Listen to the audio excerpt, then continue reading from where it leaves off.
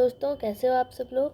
आज की वीडियो में मैंने आप लोगों को सीटेट से रिलेटेड जो महत्वपूर्ण मनोवैज्ञानिक थे उनके नाम मैंने एक वीडियो बनाकर डिस्कस किया था। और उसमें भी जो सबसे इम्पॉर्टेंट मनोवैज्ञानिक थे उनके बारे में मैंने कहा था कि एक एक करके मैं सब पे जो उन्होंने मुख्य मुख्य बातें बताई हैं सबसे रिलेटेड एक एक वीडियो डालूँगी। तो आज की जो आपकी क्लास होने वाली है जीन पियाजे से रिलेटेड, और जो भी बच्चे सीटेट का प्रिपरेशन करते हैं वो जीन पियाजे को बहुत अच्छे से जानते होंगे। और आप सबको पता ही होगा कि सीटेट का क्वेश्चन पेपर अगर आपने देखा होगा तो जीन पियाजे से लगभग 4 से 5 क्वेश्चन जो हैं वो डायरेक्ट पूछे जाते हैं एग्ज़ाम में। और अगर आप आज की क्लास को बहुत अच्छे से देख लोगे और समझने की कोशिश करोगे तो डेफिनेटली आप 4 से 5 नंबर अपने सीटेट के एग्ज़ाम में स्कोर कर सकते हो। तो बिना समय गंवाते हुए चलिए आज की क्लास को शुरू करते हैं। जीन पियाजे ने संज्ञानात्मक विकास में टोटल 4 स्टेजेस में संज्ञानात्मक विकास को डिफाइन किया था। ठीक है, उन्होंने संज्ञानात्मक विकास के टोटल 4 चरण बताए थे, जिसमें पहला था सेंसरी मोटर स्टेज। ये आप देख सकते हैं सेंसरी मोटर स्टेज, इसको हिंदी में संवेदी प्रेरक अवस्था बोला जाता है। ये 0 से 2 साल के बच्चों का जो डेवलपमेंट होता है, जब बच्चे भ्रूण में होते हैं और भ्रूण से जब वो जन्म लेकर 2 साल तक की जो उनकी अवस्था होती है उसे सेंसरी मोटर स्टेज कहा जाता है, यानी कि संवेदी प्रेरक अवस्था। और इसमें जो बच्चे हैं वो अपने सेंस ऑर्गन्स के माध्यम से सीखते हैं। यानी सेंस ऑर्गन्स आप जानते ही होंगे, आइज़, नोज़, ईयर, टंग और स्किन। ये हमारे 5 सेंस ऑर्गन हैं और इसी 5 सेंस ऑर्गन के माध्यम से स्टूडेंट जो हैं, बच्चे जो हैं वो जो छोटे बच्चे होते हैं इन्फेंट, वो चीज़ों को सीखते हैं। अब इस स्टेज में होता क्या है, इस स्टेज की जो मुख्य बातें हैं वो क्या हैं, तो इसकी जो कैरेक्टरिस्टिक्स की हम बात करें तो इस स्टेज में बच्चे में ऑब्जेक्ट परमानेंस हो जाता है। ऑब्जेक्ट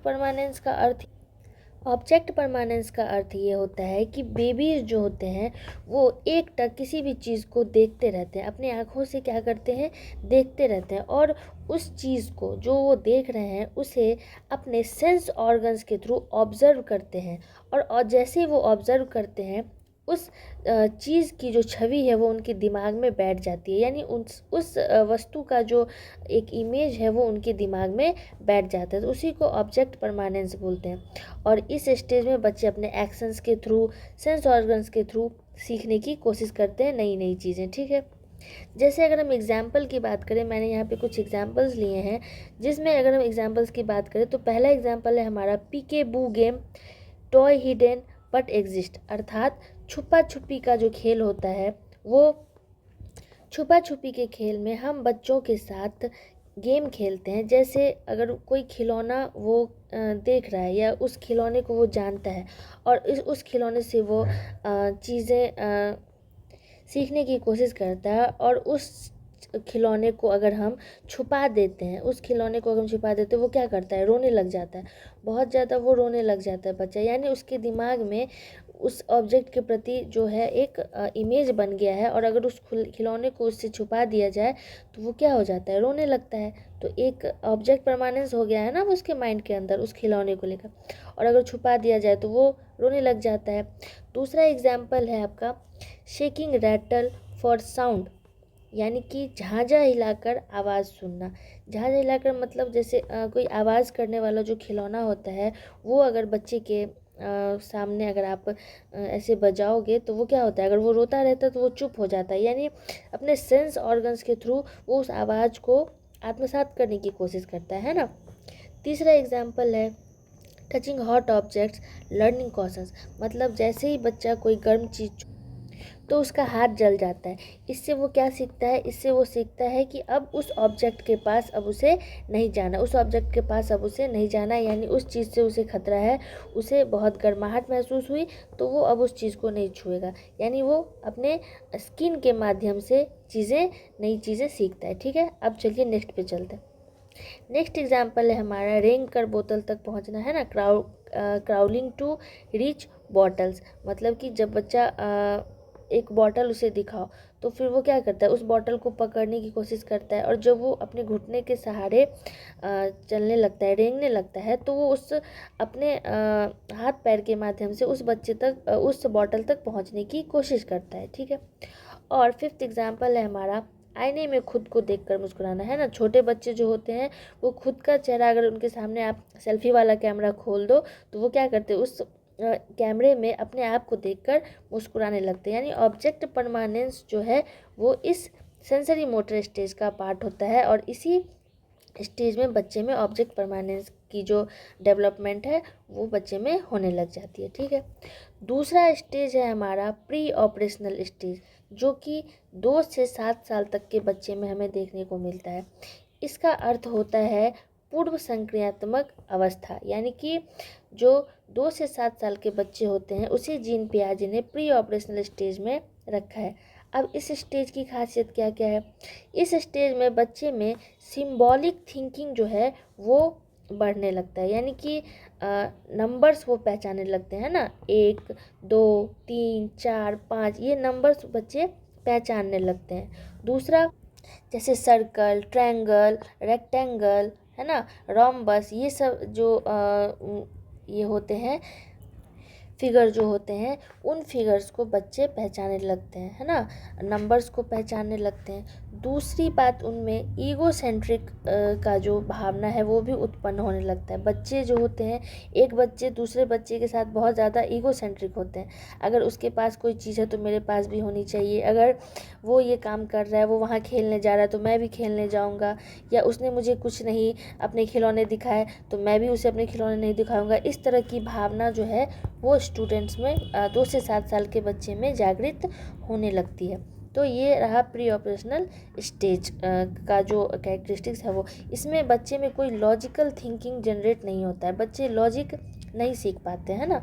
लॉजिक क्या होता है, लॉजिकली जवाब देना, लॉजिकली कोई काम करना, ये इसमें बच्चे नहीं कर पाते हैं। यानी कि 2+2 क्या होता है, 4 होता है, और 3+2 5 होता है। ये प्री ऑपरेशनल स्टेज में बच्चे सीख जाते हैं, लेकिन 2+3 भी 5 के बराबर ही होता है, ये बच्चे नहीं सीख पाते। यानी कि इस स्टेज में उनमें जो नंबर्स को आपस में इंटरचेंज कर देते हैं तो उसका आंसर भी वही होगा, इसका उत्तर भी यही होगा, ये बच्चे नहीं कर पाते हैं। तो इस स्टेज में इस चीज़ में दिक्कत आती है बच्चों में। ठीक है। अब इसके कुछ एग्जांपल्स मैंने इसमें लिए हैं, जैसे गुड़िया जो होता है ना, टॉयज़ के सहारे जो बच्चे फैमिली गेम खेलते हैं, तो ये रहा गुड़िया से परिवार का नाटक खेलना। फिर बच्चे सीखते हैं, नेक्स्ट में बच्चे सीखते हैं एग्जाम्पल जो है इसमें, सोचता है सूरज उसके पीछे आता है।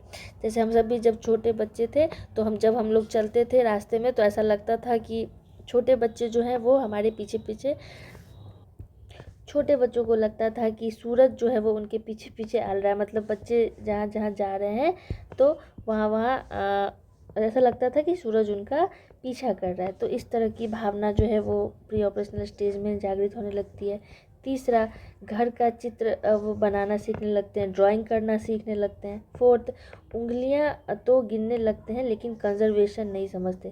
कंजर्वेशन मतलब कि अगर 2 ग्लास उनके पास रख दो, एक छोटा ग्लास और एक बड़ा ग्लास, और पानी की मात्रा दोनों में सेम ही रखो, ठीक है। तो और अगर पूछोगे उनसे कि किस ग्लास में कितनी पानी है, ज़्यादा पानी किस ग्लास में है, तो वो डेफिनेटली बड़े ग्लास को देखकर बताएंगे कि इस ग्लास में ज़्यादा पानी, क्योंकि उन्हें कंजर्वेशन का अभी नॉलेज अभी तक इस स्टेज में नहीं हुआ है। ठीक है। फोर्थ जो एग्जाम्पल है वो है स्वार्थी से खिलौने बांटना, है ना। जैसे बचपन में हमारे पास पेंसिल रहती थी और किसी कोई स्टूडेंट पेन लेकर आ जाता था, तो अगर हम उससे उसका पेन देखने को मांगते थे तो वो कहता था तू पहले मुझे अपना पेंसिल दिखा। तो इस तरह की जो, तो हम क्या करते थे, ऐसे तो उसे अपना पेंसिल नहीं देते, लेकिन अगर हमें पेन देखना होता था तो डेफिनेटली हम क्या करते थे, उसे अपना पेंसिल दे देते थे, है ना। तो इस तरह की भावना जो है वो बच्चे में जागृत होने लगती है प्री ऑपरेशनल स्टेज में। थर्ड स्टेज है कॉन्क्रीट ऑपरेशनल स्टेज, जो जीन पियाजे का जो तीसरा स्टेज था, कॉन्क्रीट ऑपरेशनल स्टेज, और इसे उन्होंने 7 से 11 साल तक के बच्चे की कैटेगरी को इसमें उन्होंने रखा है। ठीक है। और इसमें क्या होता है, तो बच्चों में जो लॉजिकल थिंकिंग है वो डेवलप होने लगता है। लॉजिकल थिंकिंग बच्चे डेवलप करने लगते हैं, यानी कि 2+2=4 और 5+2=7। तो ये बच्चे तो सीखे ही रहते हैं, लेकिन 2+5 बराबर भी 7 होता है, ये इस स्टेज में आके बच्चे सीख जाते हैं, है ना। तो इसमें वे लॉजिकल थिंकिंग करने लगते हैं।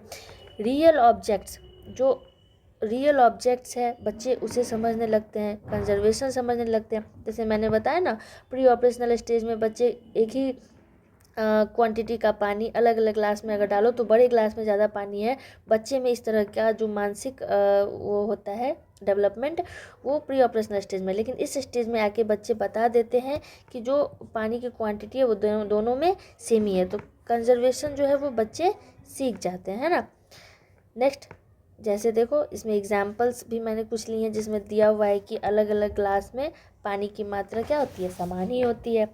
नेक्स्ट है, जानवरों को उनके क्लास के अकॉर्डिंग भी बच्चे क्या करने लगते हैं, आइडेंटिफाई करने लग जाते हैं। जैसे स्नेक है तो जितने टाइप का स्नेक बच्चे देखेंगे उसे वो स्नेक की कैटेगरी में ही रखते हैं। दूसरा, पजल्स वो सॉल्व करने लग जाते हैं, है ना, पजल सॉल्व करने लग जाते हैं।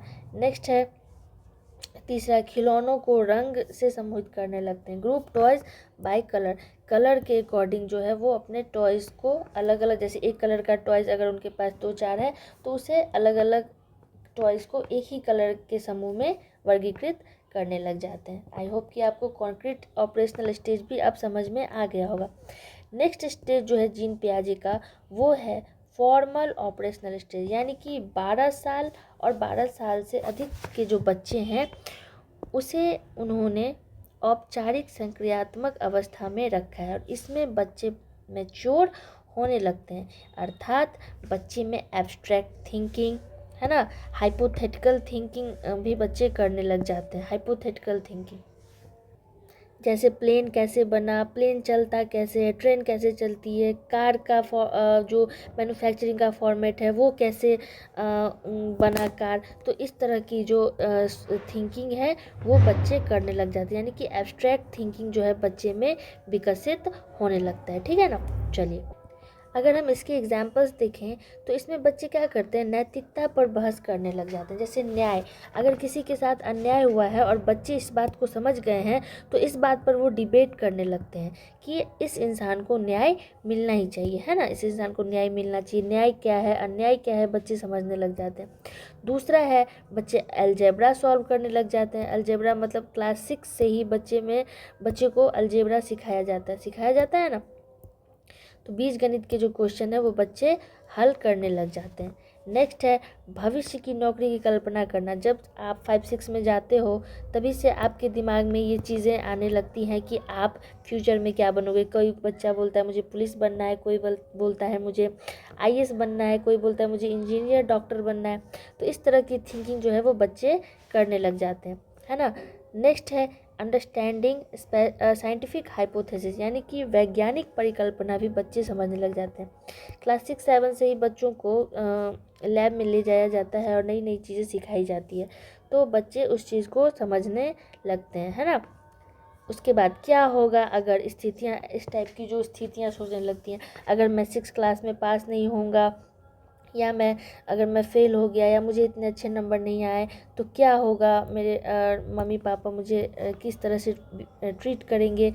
इस तरह का जो वो होता है, इस तरह की जो भावना होती है बच्चों में विकसित होने लगती है। तो जीन पियाजे ने जो अपने संज्ञानात्मक विकास के 4 चरण बताए थे, उन चारों चरण को मैंने एक एक करके विथ एग्जाम्पल एक्सप्लेन कर दिया। आई होप कि आपको ये समझ में आया होगा। और अब अगर जीन पियाजे से के स्टेज से रिलेटेड क्वेश्चंस आएंगे तो डेफिनेटली आपकी ये क्वेश्चंस नहीं छूटेंगे। जीन पियाजे ने जब अपनी कोग्निटिव डेवलपमेंट थ्योरी के स्टेजेस दिए थे, उसमें डेवलपमेंट के स्टेजेस में उन्होंने कुछ टर्म्स दिए थे, जैसे स्कीमा, एसिमिलेशन। थर्ड उन्होंने दिया था एकोमोडेशन। तीसरा उन्होंने एकोमोडेशन टर्म दिया था। और फोर्थ उन्होंने दिया था इक्विलिब्रियम। फोर्थ जो टर्म्स थे वो थे इक्विलिब्रियम, ठीक है ना। तो आप आज हम लोग इसी टर्म्स को एक एक करके समझने की कोशिश करेंगे कि आखिर ये है क्या। तो चलिए एक एक करके बात करते हैं। आइए सबसे पहले देखते हैं हम लोग कि ये स्कीमा क्या है। Schema, a mental framework or blueprint in the child's mind that organizes knowledge about the world. It's like a basic idea or pattern children use to understand new things. क्या कहा इसने? बच्चे के दिमाग में किसी चीज़ का मानसिक ढांचा या खाका जो दुनिया को समझने के लिए इस्तेमाल किया जाता है। जैसे बच्चा अगर किसी डॉग को देखता है तो डॉग का स्कीमा उसके दिमाग में बनता है, एक इमेज उसके दिमाग में छप जाता है, यानी कि उसके अनुसार डॉग के 4 लेग्स होते हैं और डॉग क्या करता है, बार्क करता है, भौंकता है। तो इस तरह का डॉग को लेकर जो स्कीमा है वो बच्चे के दिमाग में अब बैठ गया। Then when learning about fruits the schema includes round shapes like apple. जब फलों के बारे में बच्चे सीखते हैं तो उनके जो दिमाग में सेब जैसी गोल आकृति का ढांचा पहले से बना हुआ है कि सेब जो है वो फल है, तो फल का ढांचा उनके दिमाग में बन चुका है। अब अगर कोई फल वो देखेगा बच्चा तो उसके दिमाग में उस सेब की आकृति ही बच्चे के दिमाग में अब बैठ गई, क्योंकि इमेज उसके दिमाग में पहले से बना हुआ है। ठीक है, उसी तरह से मैंने कुछ और एग्जांपल्स लिए हैं। जैसे क्लासरूम का स्कीमा बच्चे के दिमाग में रहेगा कि डेस्क एंड ब्लैक बोर्ड होता है। देन जब गेम खेलते हैं बच्चे तो उनके दिमाग में ये स्कीमा बैठा हुआ रहता है कि जब हाइड एंड सीक का गेम खेला जाता है तो बच्चे एक दूसरे से छुपते हैं और जो थीफ रहता है वो उसे पकड़ते हैं। तो इस तरह के जो रूल्स हैं वो बच्चे फॉलो करने लगते हैं। डेली रूटीन की जब बात करें तो ब्रश करना, सुबह उठना, खाना खाना, है ना, ये सब जो स्कीमा है वो बच्चे के दिमाग में बैठ गया रहता है। तो आई होप कि आपको स्कीमा समझ में आ गया होगा। स्कीमा एक तरह से एक इमेज है जो बच्चे के दिमाग में किसी न किसी फॉर्म में छप जाता है। ठीक है ना। चलिए अब बात करते हैं एसिमिलेशन की। ये एसिमिलेशन क्या है? इसका अर्थ होता है आत्मसात या समावेशन। इसका अर्थ है incorporating new information into existing schemas without changing them, like fitting a new puzzle piece into an old picture. अर्थात नई जानकारी को पुराने खाके में बिना बदले फिट करना, जैसे पुरानी तस्वीर में नया टुकड़ा लगाना। यानी कि बच्चे के दिमाग में जो पहले से स्कीमा बना हुआ है, जैसे मैंने बोला ना कि डॉग है उसके दिमाग में, तो 4 पैर वाला जो भी जानवर वो देखेगा वो उसे डॉग की कैटेगरी में डालेगा। लेकिन उसी तरह से अगर बच्चे जेब्रा को देखते हैं और उसने हॉर्स को पहले से देख रखा है तो वो क्या करेगा, जेब्रा को जो है वो हॉर्स की कैटेगरी में डाल देगा। यानी कि उसने जेब्रा और हॉर्स में जो फ़र्क है वो उसने नहीं समझा है, बस उसके दिमाग में स्कीमा बना हुआ है हॉर्स का और उसने जेब्रा को हॉर्स की कैटेगरी में ला के रख दिया। ठीक है। दूसरा, seeing a new toy car child thinks it's like his old car. यानी कि नया खिलौना कार देखकर जो पुराने कार बच्चे के पास है वो उस पुराने कार को नए कार से ऐड करने लगता है कि मेरा पुराना वाला कार भी तो इसी के जैसा है। मतलब कि आत्मसात या एक दूसरे के साथ एसिमिलेट करने लगता है, बच्चा मिक्स करने लगता है चीज़ों को, है ना, अपने पुराने नॉलेज को नए नॉलेज के साथ। कह सकते हैं पुराने नॉलेज को नए नॉलेज के साथ जो ऐड करने की प्रक्रिया है उसी को क्या कहते हैं, एसिमिलेशन कहते हैं। नेक्स्ट है testing mango for the first time and testing mango for the first time fits into sweet fruit like schema. यानी कि जब बच्चा पहली बार मैंगो खाता है तो वो उसके दिमाग में मीठे फल का स्कीमा बना हुआ है कि जो मीठा फल होता है वो स्वीट फ्रूट कहलाता है। और स्वीट फ्रूट अगर उसने मैंगो खाया और उसे मैंगो मीठा लगा तो उसने मैंगो को क्या किया, स्वीट फ्रूट के कैटेगरी में डाल दिया। स्कीमा पहले से एक समझ लो ना, एक मेमोरी कार्ड है और उस मेमोरी कार्ड में बच्चा जो जो नई नई चीज़ें पहली बार करता आ रहा है वो उसे उस बॉक्स में डालता जा रहा है ना।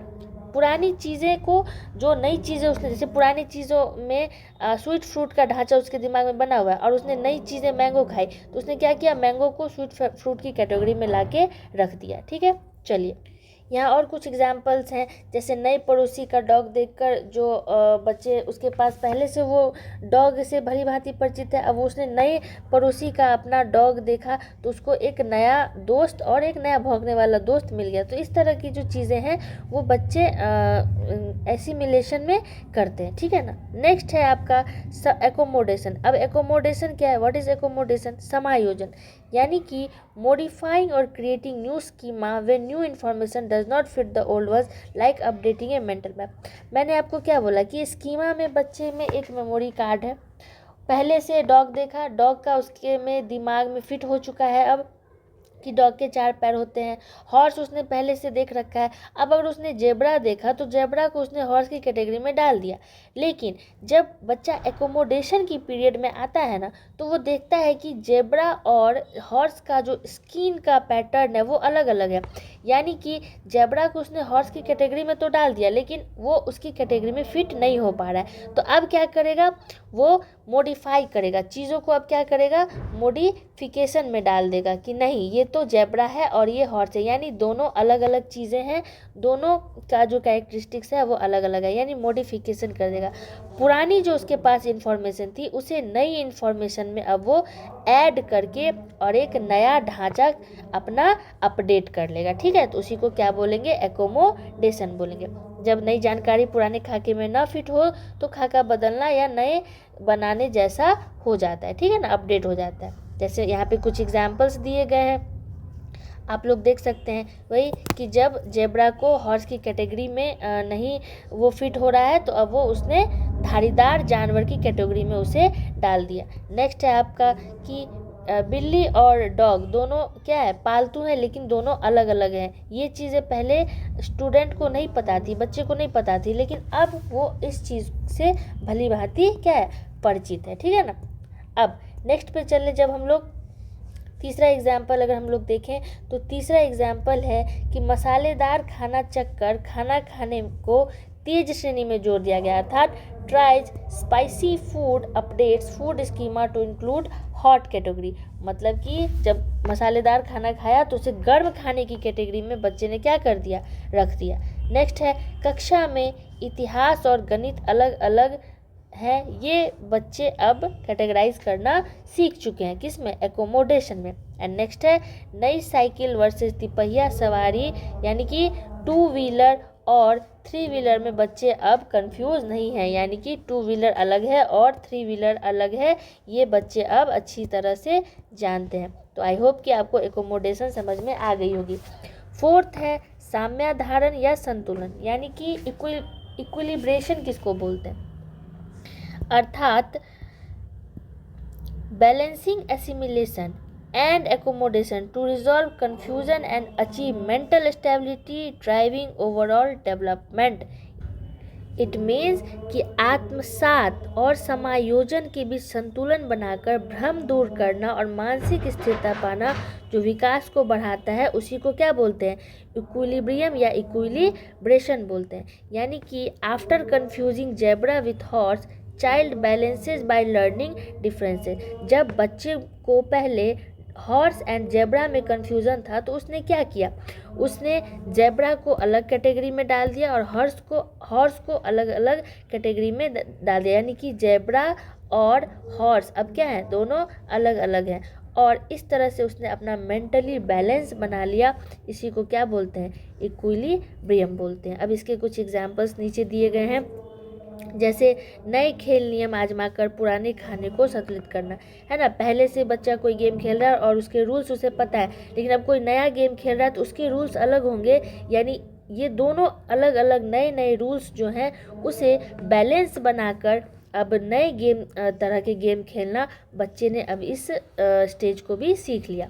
नेक्स्ट है कि it's new vegetable balance healthy food schema. बच्चे के दिमाग में हेल्दी फूड का एक स्कीमा बना हुआ है, लेकिन नई नई तरह की जो सब्जियां हैं उसे खाकर बच्चे अब जो है वो हेल्दी फूड के कैटेगरी में सब्जियों को बच्चे ने डालना सीख लिया। ठीक है। नेक्स्ट है in family learns sharing toys and with their siblings, यानी कि परिवार में खिलौने बांटकर भाई बहन के साथ झगड़ा नहीं करना है, इस तरह का बैलेंस बनाना भी बच्चे ने अब सीख लिया। एंड नेक्स्ट स्कूल होमवर्क में ज्ञात गणित को नए सवालों से संतुलित करता है, यानी कि school homework balances known math with new problem. School का जो होमवर्क है वो अब बैलेंस बनाकर पहले से जो मैथ्स के प्रॉब्लम उसे आ रहे हैं, क्वेश्चंस आ रहे हैं, उसी नियम में नए संशोधन करके एक नए तरह के प्रॉब्लम को क्या करना है, सॉल्व करना है। बच्चे ने अब इसे अच्छी तरह से सीख लिया है ना। तो ये रहा हमारा आज का क्लास।